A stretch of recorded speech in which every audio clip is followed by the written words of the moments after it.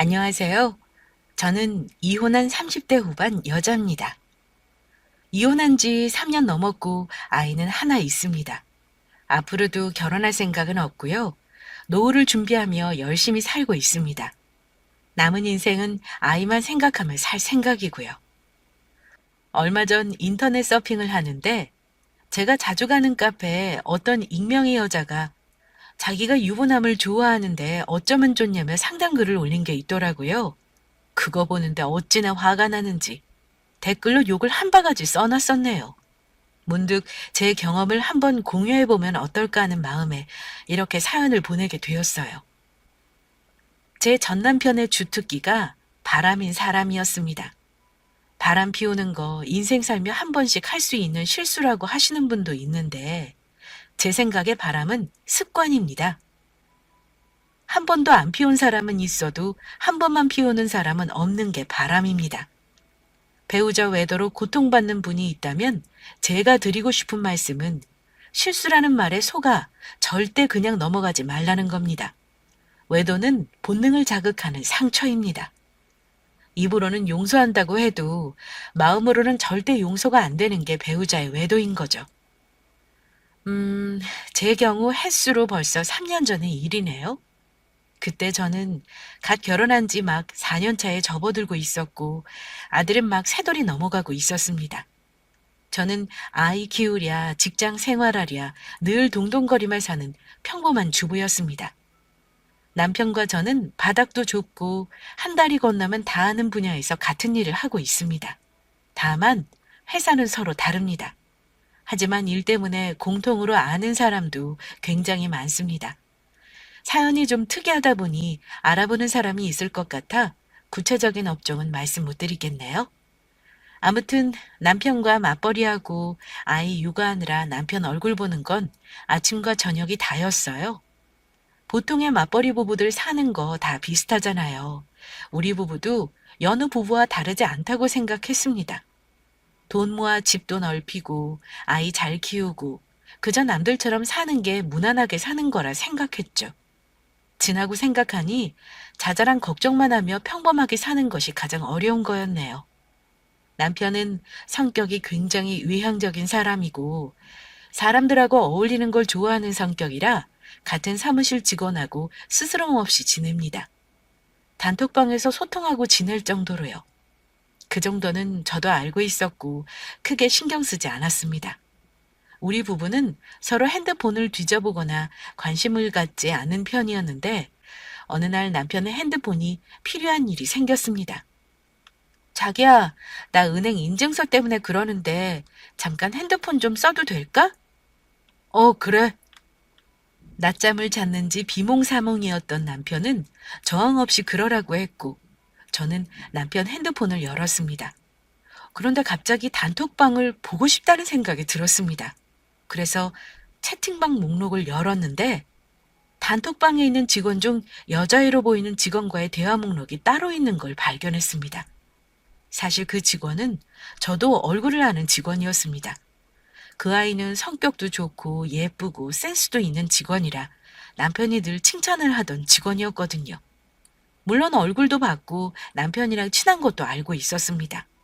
신경이 안 쓰였다면 거짓말이겠지만 그래도 별일 있겠나 싶었어요. 그 아이가 궁금한 마음에 대화 내역을 열어봤는데요. 남편이 그 여자 직원에게 보내는 문자에는 친구랑 영화 본다더니 잘 봤어? 네, 덕분에 영화 잘 봤어요. 오늘 점심은 샤브샤브 어떠니? 네, 좋아요. 팀원들하고 같이 출발할까요? 먼저 가서 시켜놓을게요. 이런 시시콜콜한 대화들이 오고 간 걸 발견했습니다. 점심 메뉴 정하는 것부터 술 마신 다음날 같이 해장하자느니 근처 맛집을 가자느니 하는 것들은 물론 제가 추천한 맛집이나 장소들도 그 아이에게 고스란히 가고 있었어요. 스크롤을 위로 올리며 가장 오래된 것까지 거의 봤지만 다행히 그거 외에 깊은 관계까지 갔다는 증거는 없었습니다. 하지만 직장에 있는 직원과 나누는 대화로 보기엔 과하다고 보였고 저는 자는 남편을 바로 깨웠습니다. 성질이 급한 저는 일단 그 자리에서 알고 넘어가는 게 급했거든요. 당신 이거 이 여자애랑 대화하는 거 대체 뭐야? 단톡방도 있는데 굳이 둘이서 이런 대화를 따로 하는 이유가 뭐냐고. 갑자기 그거 무슨 뚱딴지 같은 소리야. 여자애라니. 아이, 여보, 이거 아무것도 아니야. 얘 우리 회사 다니는 여직원이고 나이도 어려. 내가 얘랑 하긴 뭘 하겠어. 보는 눈도 많은데. 하며 짜증을 내더라고요. 그래서 딱 두 가지만 묻겠다 했습니다. 당신, 그 여자애랑 문자 주고받은 내용 다른 사람한테 보여줘도 떳떳해? 그리고 내가 당신처럼 사무실에 남자 직원하고 이렇게 연락 주고받아도 당신은 괜찮겠어? 그랬더니 남편이 고민도 안 하고 나오는 대답은 나는 괜찮아. 본인이 떳떳한데 뭐가 걱정이야. 이러는 겁니다. 그러면서 하는 말이 당신이 너무 예민하게 구는 것 같아. 얘 말고도 다른 여직원들하고 출장 나가는 경우도 많고 외근 나가는 경우도 많아. 그럼 당연히 밥도 같이 먹게 되고 반나절 이상 같이 있기도 하고 얘가 뭐 특별하고 그런 게 아니라니까? 저 바보 아니고 오히려 인간관계와 관련해서는 영면한 편에 속합니다. 여자치고는 담력도 있고 말빨도 좋습니다. 또 제가 있는 분야는 영업은 아니지만 정말 사람들을 많이 만나는 일이라 내용 파악도 빠삭합니다. 물론 남편도 그렇고요. 안 좋게 말하면 상대방 심리를 조정할 줄도 안다고 해야 할까요? 남편은 오히려 자기를 바람 피운 나쁜 놈 취급한다며 저를 남편 의심하는 이상한 여자로 몰고 가려 했습니다. 여하튼 그때 느낌이 딱 왔습니다. 지금까지는 불륜이라 바람은 아니지만 흔히 말하는 썸이구나 하고요. 제가 그냥 모르고 놔뒀다면 언젠가는 불륜으로 변할 게 분명했겠구나 하고요.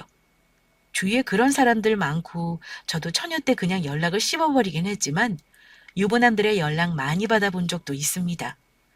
불륜으로 가기 전에 길목에서 이들을 잡아 다행이라는 생각과 함께 마음으로 내가 아닌 다른 여자에게 마음이 손톱만큼이라도 있었구나 하는 배신감이 들었습니다. 너무 화가 나고 속상한 마음에 많이 울었습니다. 남편은 아무것도 아닌데 저 혼자 오해하는 거라고 했지만 남편이 내가 안 보는 곳에서 어린 여자애와 그러고 다닌다는 걸 상상만 해도 싫었고요. 당신이 그렇게 기분 나쁜 거 이해는 해. 그렇지만 나는 떳떳하고 얘랑 아무 사이도 아니야. 그건 믿어주라. 나는 떳떳하지만 행동은 경솔했던 것 같네. 당신이 이렇게 기분 나빴다면 다른 여자와 불필요한 접촉 피할게. 대체 나는 이게 왜 내가 사과를 할 일인지 이해도 안 가네. 불필요한 접촉? 그게 대체 어디까지가 경계인 건데? 내가 확인할 방법도 없는 거잖아. 당신이 알아서 처신해. 첫 번째 남편의 썸 사건은 제가 그렇게 눈 감아 주고 넘어갔습니다. 그때는 일단 남편이 떳떳하다는 말을 믿고 싶었고 초장에 확실히 조져놓으면 앞으로 조심할 거라 생각했습니다. 하지만 그 생각은 완전히 저의 착각이었습니다. 제가 가장 후회하는 것 중 한 가지가 바로 그때 남편과 초장의 이혼 도장을 찍지 않은 겁니다. 책임져야 할 아이와 주택자금 대출 등등 복잡한 문제들이 앞서 그 결정을 못한 걸 저는 두고두고 후회합니다. 그때 이미 남편은 저 아닌 다른 여자와의 아슬아슬한 연애 기분을 느껴봤기 때문인지 그 뒤로 저 몰래 더 철저하게 여자를 만나고 저를 농락했습니다. 그 뒤로 얼마간 남편은 정말 제 눈치를 보며 조심하는 듯 보였습니다. 가끔 제가 핸드폰 검사를 하기도 했는데 남편은 하나도 거리낌 없이 제게 다 오픈했고요. 단톡방에서도 그 여자애와의 대화는 보이지 않았으니까요. 저는 정말 남편이 저를 위해 신경을 써준다고 생각했고요. 그렇게 완전히 마음으로 놓고 있을 때 두 번째 사건이 벌어지고 말았습니다. 그날은 크리스마스 이브였는데요. 당연히 가정이 있고 아이가 있는 사람은 가족과 함께 보내는 게 상식이죠. 그런데 그날 무슨 직원하고 회식을 한다고 한다더라고요. 회식을 워낙 많이 하는 건 알고 있어서 그런 거보다 했습니다. 그런데 회식을 해도 굳이 크리스마스 이브에? 하는 생각이 들더라고요. 싱글인 직원도 있고 가정이 있는 사람도 있는데 왜 하필 그날 하는 걸까 하고 한번 의심이 들기 시작하자 의심이 꼬리에 꼬리를 물고 피어나기 시작했습니다. 남편이 언제 들어오는지 기다려보는데 12시가 지나고 2시가 지나도록 들어올 생각을 하지 않더라고요. 전화도 당연히 받지 않았고요. 전화를 계속하니 나중에는 전화가 꺼져 있기까지 했습니다. 결국 날밤을 샜는데 남편은 크리스마스 당일 새벽 6시에 집에 돌아왔습니다. 미쳤어? 지금 몇 시인 줄 알아? 뭐야, 당신 잠도 안 자고 나 기다린 거야? 술이 너무 취해서 그냥 차에서 잤어. 시간이 애매해서 대리하는 돈도 아깝고 해서 술 다 깨고 들어온 거야. 못 믿겠으면 내 폰 보여줘? 아니, 우리 회사 직원한테 물어보던가. 그 말을 누가 믿겠니? 당신은 내가 바보인 줄 아나 보네? 제발 의심 좀 하지 마. 나 부끄러운 짓 한 거 없으니까. 나 좀 씻고 잘게. 제발 그만 싸우자. 어? 마치 잘못한 게 하나도 없다는 듯한 태도에 화가 났지만 남편이 외도를 한다는 증거가 없기에 싸워봤자 아무런 소용이 없다는 걸 알았습니다. 그래서 일단 저는 넘어가는 척하고 증거를 찾기로 했고요. 화가 나도 참고 기다려야 했습니다. 아니나 다를까 남편이 샤워하는 동안 차에 내려가 블랙박스 녹화 내역을 보니 주차하면서 싹 삭제를 했는지 녹화된 게 하나도 없더군요. 내가 보면 안 되는 뭔가가 있었으니 지웠겠다 싶었습니다. 그 뒤로 저는 무심한 척하면서 남편의 뒤를 캤습니다. 남편의 방심을 유도하고 아주 치밀하고 집요하게요. 남편 차에 몰래 녹음 장치를 놔두었고 이틀에 한 번씩 검사했고요. 녹음 장치를 돌려 듣다가 우연히 남편이 핸드폰을 2개 쓴다는 사실도 알아냈습니다. 그렇게 철저하게 저를 속이려는 사람이 다른 핸드폰은 허술하게 비번도 해놓지 않고 차 안에 숨겨놨더군요. 저는 주로 제 차를 이용하니 안심했던 것 같습니다. 그렇게 열어본 남편의 또 다른 핸드폰은 아주 가관이었습니다. 여러분이 예상하시는 모든 외도의 증거가 다 있었고요. 어처구니 없게 상대방 여자는 바로 제가 처음 썸 타는 걸 용서했던 그년이었습니다. 남편은 그 후에 그 여자애와 아주 애틋하고 깊은 관계가 되어버렸더라고요. 남편 새끼는 너 없이 못 산다며 모임에 너를 데리고 와서 자랑하고 싶다고 지랄을 떨고 있었고, 여자는 자기를 데리고 살라며 징징거리고 오빠 품이 따뜻해서 푹 잤다는 등의 내용을 비롯하여 서로의 사진을 주고받고 이미 여보 자기 하는 중이었죠. 메시지 내용을 쭉 살펴보니 남편은 제가 처음 썸 타는 걸 발견한 뒤에도 그 여자애와 지속적으로 연락을 주고받았더라고요. 저는 남편과 순순히 이혼할 생각은 전혀 없었습니다. 그래서 모든 증거를 천천히 수집했고요. 둘이 남편 차에서 주고받은 다정한 대화도 모두 증거로 남겨놨습니다. 증거가 모일 만큼 모였다고 판단한 시점에 저는 상간녀를 상대로 소송을 제기했고 남편에게는 이혼하자고 했습니다. 남편은 깜짝 놀라더라고요. 당신 내가 알고 있을 거라는 걸 정말 모르는 거야? 아니 그렇게 티나게 다른 여자를 만나면서 어떻게 모를 거라고 생각했어? 난 합의는 없어. 소송에서 당신한테 위자료랑 양육비 다 받아낼 거야. 이 집은 내 거니까 짐 싸서 나가. 뭐? 갑자기 이혼이라니 그게 무슨 말도 안 되는 소리야. 우리 지호는 어쩌고 애를 아빠도 없이 키운다는 게 말이 돼? 사이 안 좋은 부모 밑에서 크느니 행복한 엄마랑 둘만 있는 게 훨씬 나아. 나는 다른 여자한테 맘 주고 있는 사람이랑은 같이 못 살아. 도저히 비위가 상해서 같이 못 있겠어. 남편은 편안하게 가정도 유지하고 싶었고 애인과 연애도 하고 싶었나 봐요. 제가 이혼하자고 나오니 자기도 모르게 뒷조사를 한 거냐며 엄청 화를 내기까지 했습니다. 남편은 결국 시댁으로 가서 생활하게 되었고 시부모에게도 남편 외도를 알렸어요. 적어도 자기 아들이 잘못해서 헤어지는 건 알아야 하는 거니까요. 이 일을 알게 되자마자 시부모님께 연락을 드렸고 새벽에 바로 찾아오셨습니다. 시부모님들은 결국은 아들 편이더군요. 시아버님은 제 마음을 풀어주신다면 만나자고 하시고선 한다는 소리가 뭔 줄 아세요? 남자가 사회생활하다 보면 그럴 수는 있는 거다 라고 하시더군요. 저도 만만한 성격 아니기에 조목조목 반박했더니 증거 있냐고 하시길래 다 보여드렸습니다. 반박할 여지가 없자 결국에는 시어머니가 이러시더군요. 얘 얼굴을 보니 애가 끼가 있어 보이는구나. 우리 아들이 얘 꼬임에 넘어갔구나. 남자는 여자가 대놓고 꼬시면 다 그런 거다. 이건 네 탓도 있어. 이렇게 마무리를 하시더군요. 물론 그 여자애가 개념 없는 게 사실이긴 하지만 결국 아들 책임은 없었습니다. 시어머니는 끝까지 아들은 잘못 없다고 억지를 부렸습니다. 네가 잘못 알고 있는 것 같구나. 내 아들이 그럴 리 없어. 네가 한번 눈 감고 넘어가야지 애까지 있는데 이혼이 쉬운 줄 알아? 제 아이는 제가 키울 거고요. 제 잘못으로 이혼하는 게 아니라는 거 아시라고 다 말씀드린 거예요.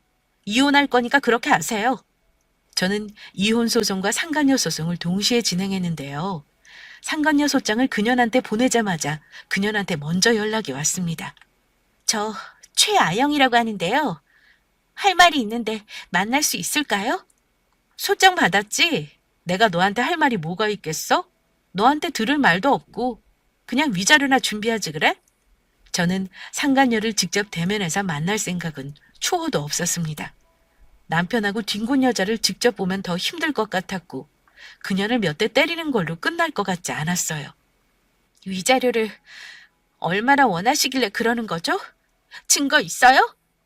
제가 되게 남편한테 꼬리친 게 아니고 그쪽 남편이 먼저 저한테 달려든 거 아시는 거죠? 야, 너 그딴 소리 하려고 전화했니? 손뼉도 마주쳐야 소리가 나는 법이야. 네가 가만히 있는데 유부남이 들이대겠어? 제가 싫다고 거절했는데 억지로 만나자고 하고 선물 사주고 한 게 누군데요? 제가 먼저 요구한 적 없었어요. 남편 가수 잘못한 건 그쪽 아닌가요? 남편 간수나 잘할 것이지 왜 멀쩡히 살고 있는 사람 발목 잡고 그러시냐고요. 소 취하해 주세요. 저도 남편분 성폭력으로 고소할 거예요. 분명히 말씀드리지만 저는 싫은데 억지로 그런 거라고요. 그녀는 영악하게도 업무상 위계에 희생당한 거라며 억지로 남편과 잠자리를 가졌다고 말하더군요. 다정한 대화 내용과 사진들이 위력에 의한 관계였다고 도저히 믿을 수 없었고요. 그런데 그녀는 한술 더 떠 제게 이러더군요. 대개 남편이 얼마나 팔푼이인지 한번 보시겠어요? 제가 보낸 사진 보면 아실 거예요. 제가 거부하는데도 그쪽 남편이 저한테 선물 보내고 돈 보내고 했던 거 저도 다 증거로 남겨놨어요. 못 믿겠으면 문자로 보낼게요. 이러더니 저한테 남편이 그동안 선물했던 것, 계좌로 용돈 보낸 것, 둘이 찍은 사진까지 줄줄이 문자로 전송을 하더군요.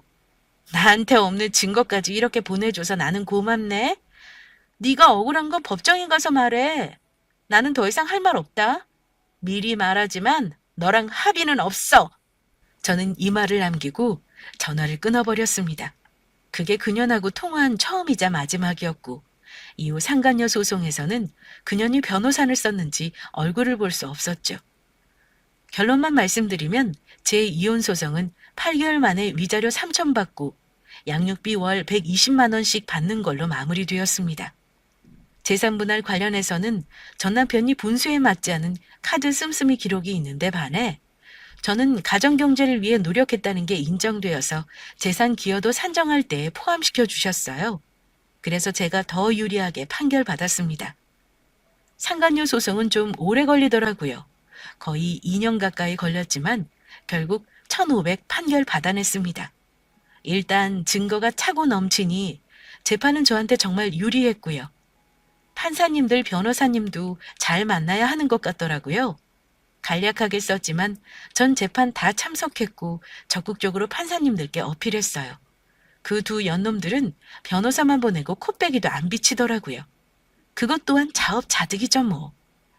재판에서 제 억울한 얘기를 과연 할 시간이 있을까 싶었는데 인간사의 문제이니만큼 형사사건처럼 인간미 없게 하지 않고 얘기할 기회까지 주시더라고요. 말로 하니 별거 아닌 듯해도 그 기간 정말 지옥 같은 시간을 보냈습니다. 아이만 봐도 마음이 너무 아프고 친정 부모님이 가슴 아파하시는 거 보며 불효하는 것 같아 얼마나 속이 썩었는지 모릅니다. 저는 이혼 후 겨우 마음 추스르고 아이 데리고 정신없이 살고 있었습니다. 아픔은 시간이 해결해 준다는데 1년이 지나고 2년이 지나니 정말 살만해지더라고요. 저는 남편이 동종업계라 어쩔 수 없이 소식을 들을 수밖에 없었는데요. 이혼하고 나서 제가 좋은 회사로 이직을 하게 되었는데 이게 운명의 장난인지 뭔지 저희 회사가 갑이고 전 남편 회사가 을인 상황이었더라고요. 심지어 전 남편은 제가 일하는 사무실까지 와서 자기네 회사를 써주십사 부탁을 해야 하는 상황이었고요. 굽신굽신이라는 표현이 가장 정확하게 맞을 정도로요. 저희 사무실 사람들은 그 사람이 제 전 남편인 걸 다 알고 있었고, 저는 일하느라 그 인간이 들어오는 걸 못 봤는데 나가는 모습을 슬쩍 봤거든요. 보니까 얼굴이 시뻘개져서는 나가더라고요. 업무 얘기가 잘 안 될 걸 알고 있었기에 업무 때문이겠지. 날 본 건가 못 본 건가 싶었는데 사람들의 이야기가 절 보고 엄청 놀랐다네요. 제가 이 회사에 취직한 줄 몰랐던 듯 합니다. 원래도 탈모가 있는 사람이었는데 머리가 더 빠졌더라고요. 살도 엄청 찌고요. 누가 봐도 엄청 늙은 느낌이었습니다. 저런 인간을 뭐가 좋다고 내가 결혼까지 하고 애까지 낳았나 싶었습니다. 여하튼 저희 사무실 사람들은 계약 기간이 끝나면 제 전 남편의 회사와는 거래를 하지 않겠다고 합니다. 굳이 저희 회사가 전 남편 놈 회사랑 더 이상 계약할 필요가 없거든요. 근데 그 전 남편 회사는 저희가 계약을 안 해주면 망하는 구조라 큰일이네요. 저랑 이혼하고 나서 그 상간녀는 퇴사했다고 들었습니다. 전 남편 놈이 재혼했다는 소식은 못 들었으니 둘이 신나게 눈치 안 보고 연애하나 보다 생각했고요. 그런데요, 정말 웃긴 게 인간사 돌고 돈다는 말이 있잖아요. 그 말이 헛말이 아니더라고요. 이런 일이 있으려나 싶게 웃긴 일이 일어났습니다. 저는 이혼하고 나서 아이 때문에 친정 부모님 도움받느라 친정집 바로 아래로 이사를 왔어요. 이 동네에 오래 살아서 학교 같이 다닌 친구도 많고요. 돌싱되고 나서는 오히려 시간이 여유롭더라고요. 부모님이 아이도 봐주시니 저도 저녁 때는 친구와 치맥도 하고 운동을 하기도 했고요. 그중 저랑 단짝인 친구와 이혼하고 나서 자주 만나게 되었는데요. 그 친구는 고등학교 때부터 저와 절친이라 가족끼리도 잘 알고 있었어요. 집안의 대소사도 전부 소통할 정도였고요. 그런데 어느 날 그 친구가 그러더라고요. 유미야, 우리 오빠 드디어 결혼한다? 나이 들어서 장가 못 가고 혼자 늙을 줄 알았는데 세상에 아주 여우같이 이쁜 여자를 데려왔더라. 정말? 어머, 너무 잘 됐다. 정우 오빠 드디어 결혼하는 거야? 얼마나 이쁘길래 그래? 오빠가 아주 홀딱 반했나 보대. 결혼 안 한다고 그렇게 철벽치던 사람이 결혼 결심을 하고. 청첩장 벌써 나왔지. 오빠가 집도 있고 살림도 있고 다 준비해놨으니 그 여자애는 정말 땡 잡은 거지 뭐. 나이도 어린데 그쪽에서 결혼을 서두르더라고. 너도 꼭 와.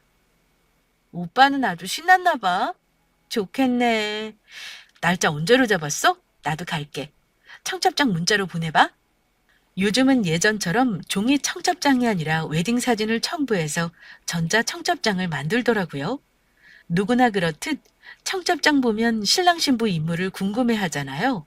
저도 궁금한 마음에 얼른 친구가 보내준 청첩장을 클릭해 봤죠.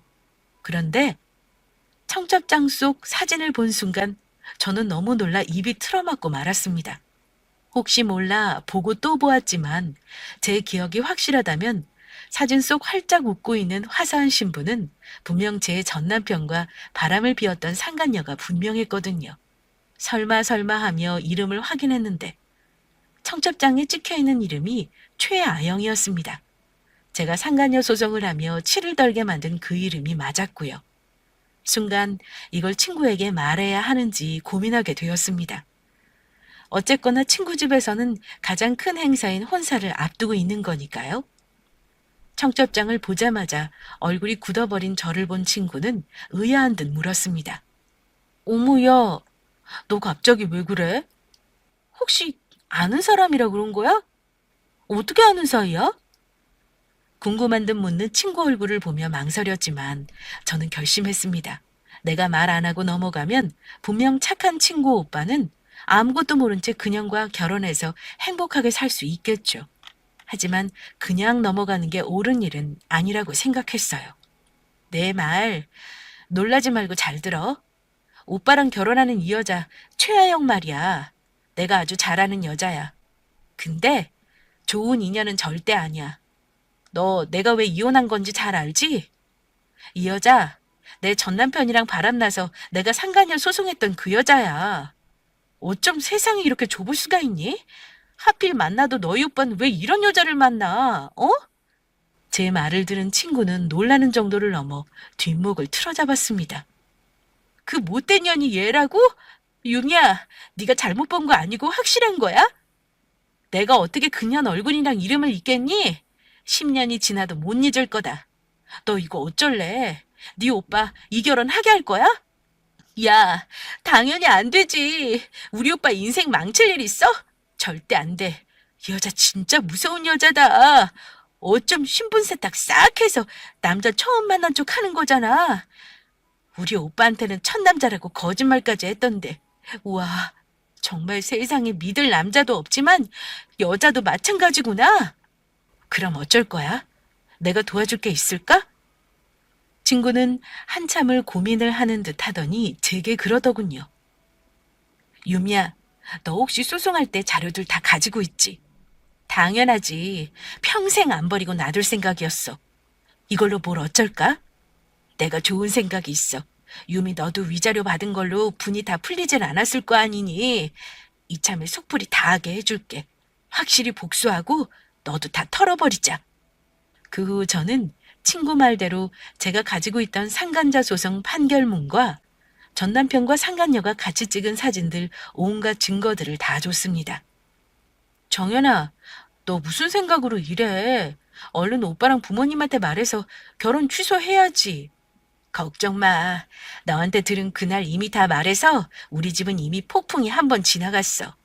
당장 결혼식이 일주일 뒤잖아. 그년이 그렇게 바라는 결혼이잖냐. 결혼은 하게 해줘야지. 우리 오빠 몇 날 며칠을 술 먹고 페인처럼 지냈는데 내 말대로 해주기로 했어. 넌 나만 믿어라. 참, 너는 결혼식 때 꼭 와야 한다. 대체 무슨 생각으로 저러는 건지. 일단 저는 친구 말을 따르기로 했습니다.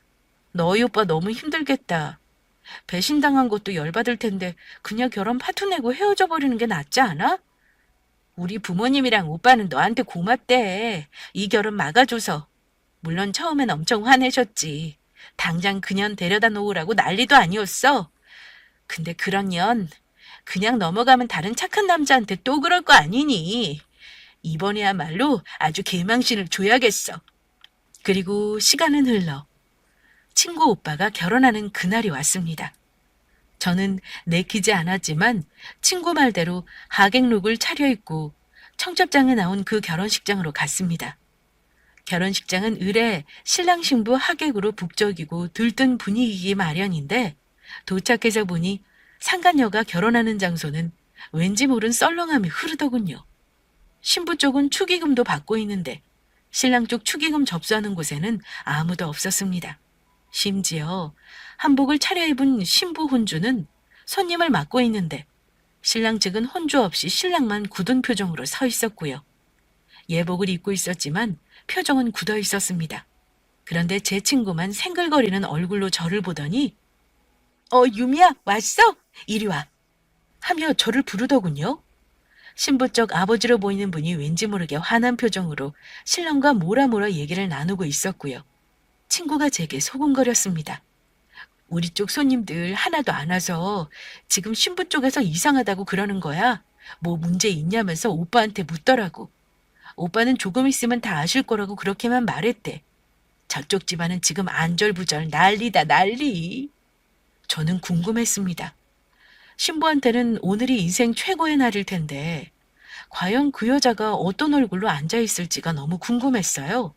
그래서 슬며시 신부 대기실로 발걸음을 옮겼습니다. 슬쩍 들여다본 신부 대기실에서 그녀는 친구로 보이는 몇몇에게 둘러싸여 있었습니다. 아마 아침 일찍부터 신부 화장에 자기 몸치장하느라 다른 건 아무것도 신경 쓸 겨를이 없었겠죠. 누구보다 예쁜 모습으로 결혼식을 하고 잘 살 거라 생각하고 있었을 겁니다. 밖의 상황은 아무것도 모른 채 그녀는 참 화사하게도 웃고 있었네요. 결혼식 시간이 임박했지만 로비는 웅성거림으로 가득했습니다. 결혼식 하객으로 참석한 신부 측 지인들이 수군거리는 소리가 들렸고요. 결혼식이 뭔가 이상하다는 걸 지인들도 느꼈던 거죠. 시간이 다 되도록 도착하지 않은 신랑의 부모님과 텅 빈 축의금석, 그리고 아무도 없는 신랑 측 하객. 결혼식 시간에 맞춰 버진로드에선 신랑과 신부는 이제 입장만 기다리고 있었는데요. 아무것도 모르다가 텅 빈 신랑 측 혼조석과 아무도 오지 않은 신랑 측 손님 좌석을 보게 된 그 상간녀는 얼굴이 일그러지더군요. 저는 분명히 그 표정을 보았습니다. 그날 특이하게도 사회자는 제 친구였습니다. 결혼식 참석해 주신 신부 측 지인분들 모두 자리에 착석해 주십시오. 다들 오셨으면 저쪽에 있는 신부를 잘 봐주십시오. 정말 아름답죠? 저 아름다운 모습으로 결혼하는 신부가 오늘 주인공인데요. 다들 앞에 있는 스크린을 봐주시기 바랍니다. 사회자가 말하자 하객들은 일제히 버진로드에 당황한 얼굴로 서 있는 신부를 쳐다보더니 이내 앞쪽의 스크린으로 시선을 쏠렸습니다. 그리고 곧이어 이어나오는 영상들을 보고 결혼식장 안의 웅성거림은 점점 커지기 시작했죠. 영상 속의 신부, 그러니까 상간녀가 예전에 제 전남편과 다정한 모습으로 사진 찍은 모습들이 음악과 함께 흘러나오기 시작했습니다. 그리고 상간녀 판결문과 전남편과 상간녀가 다정한 대화를 나누는 녹취 자료까지 나오기 시작했죠. 이미 결혼식장의 신부 측 하객들은 어쩔 줄 모르는 모습으로 나가버리는 사람들도 있었고요. 신부 측 가족 중 누군가가 저거 뭐야? 당장 끄지 못해? 이게 무슨 짓이야? 하고 소리를 지르더군요. 제 친구가 마이크를 잡고 말했습니다. 저기 있는 오늘의 주인공인 신부는 예전에 가정이 있는 유부남과 놀아나 가정을 파괴한 가정 파괴범입니다. 그리고 우리 가족을 속이고 우리 오빠랑 결혼을 하려고 했고요. 눈치채셨겠지만 오늘 우리 가족들은 아무도 오지 않았어요. 오늘 신부에게는 이 결혼식이 처음이자 마지막이었으면 좋겠네요. 이미 결혼식은 아수라장이 되어버렸습니다. 신부 쪽을 보니 이미 얼굴을 가린 채 울고 있는 듯 했고 신부 쪽 부모들은 제 친구 오빠에게 뭔가를 따지고 있었고요. 친구 오빠는 가슴에 있는 꽃을 뽑아 내동댕이 치고 발로 밟더니 결혼식장을 나가버렸습니다. 결혼식은 막말로 나가리가 난 거였습니다. 저는 상간녀에게 그런 식으로 복수할 생각은 없었는데 사람 일이라는 게 정말 알 수 없는 거더라고요. 악연으로만 끝날 줄 알았더니 이런 식으로 다시 볼 일이 생겼으니 말입니다. 결국 상간녀는 아름다운 신부가 되지 못했습니다. 밖으로 나와보니 축의금 접수하는 곳에서 하객으로 온 사람들이 자기가 낸 축의금을 돌려받고 싶다며 줄까지 서 있더라고요. 결혼식장에서 그런 광경은 또 처음 봤습니다. 재미있는 구경을 마치고 나오려는데 신부 쪽 아버지로 보이는 분이 제 친구에게 소리를 지르더군요. 내가 그냥 넘어갈 줄 알아? 이 결혼 망친 거 내가 그쪽 집안 명예훼손으로 고소해버릴 줄 알아? 누가 누굴 고소해요? 사기죄로 쳐넣지 않은 거 감사하지는 못할 망정. 어디 감히 거짓말을 하고 나배지 귀한 아들을 속이고 결혼하려고. 고소하려면 고소해봐요. 결혼식은 했으니 여기 식장 비용은 그쪽 집안에서 내시고요. 우리 가족 아무도 안 온 거 봤죠? 상간녀 신부는 앉아서 울고 있더군요. 제가 싸움을 말리려고 다가갔더니 그년이 저를 보고 놀란 표정을 짓더니 이내 원망하더군요. 누군가 했더니 댁이 그런 거예요? 이렇게 남의 인생 이렇게 망칠 필요까지 있어요? 네가 한 짓을 생각해. 너는 자그마치 가정을 깼고 내 아이가 아빠 없이 살게 만들었어. 하필 골라도 왜 내 친구 오빠를 골랐니? 이렇게 되려고 하늘이 도운 건가 싶네. 앞으로 내 눈앞에 띄지 말고 잘 살아. 근데 조심해. 네가 한 대로 돌려받는 게 확실히 알았지? 세상 돌고 도는 거야. 이제부턴 나쁜 짓 하지 말고 살아라. 저는 흥분한 제 친구를 데리고 결혼식장을 나왔습니다. 저도 실은 너무 떨리고 긴장한 상태였어요. 살면서 저런 일 경험하는 게 흔한 일은 아니니까요. 친구가 제 손을 잡더니 이러더군요. 유미야, 어떠냐? 완벽한 복수지? 우리 오빠가 좀 애쓰긴 했다만, 오빠도 전현한테 속은 거 복수는 해야 하니까. 넌 어때? 분하고 억울한 마음 좀 나아졌다면 나는 그걸로 만족이야. 아우, 너도 참 간도 크다. 어떻게 이런 생각을 했어? 가슴 떨려 죽는 줄 알았어. 소중한 내 친구 손에 또 똥을 묻힐 순 없지? 이번에는 내 손 더러워지더라도 우리 오빠 일이니까 이렇게 한 거야. 너도 속 시원하지?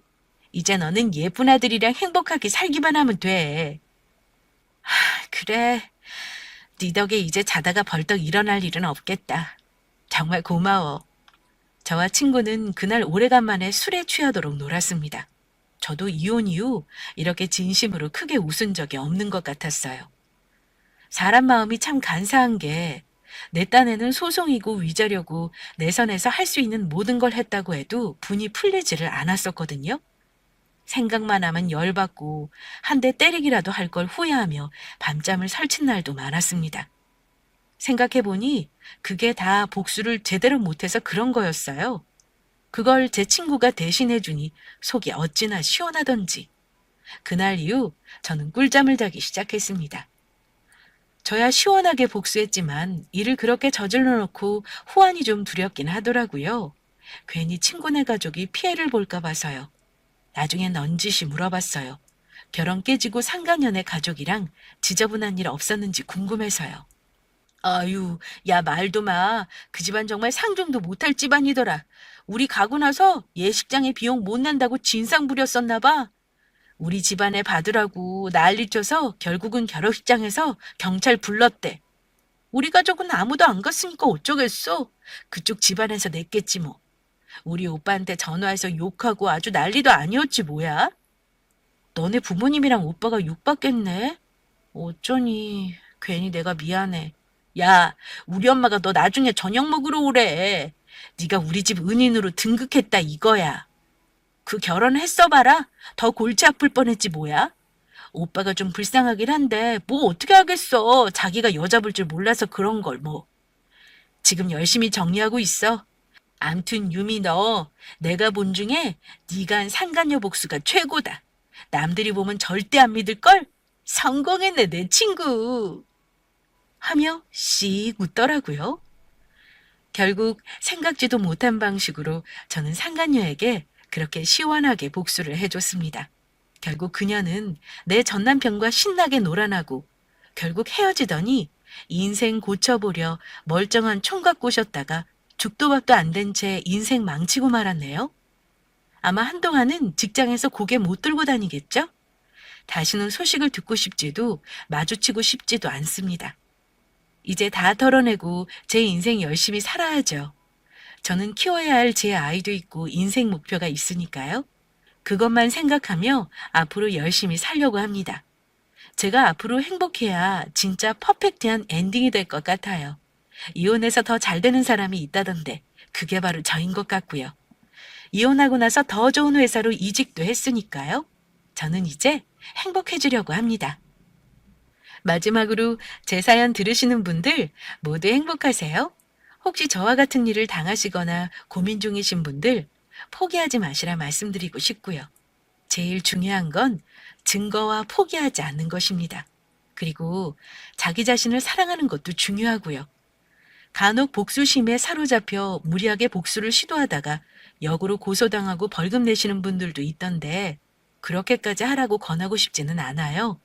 가만히 놔둬도 나쁜 짓 한 놈들은 다 벌을 받더라고요. 제 경우에도 그랬고요. 그러니 복수심만으로 자신을 힘들게 하는 일은 없었으면 합니다. 제 사연은 여기까지입니다. 즐거운 얘기는 아니었지만 많은 분들께 통쾌함을 안겨드렸길 바라봅니다. 감사합니다.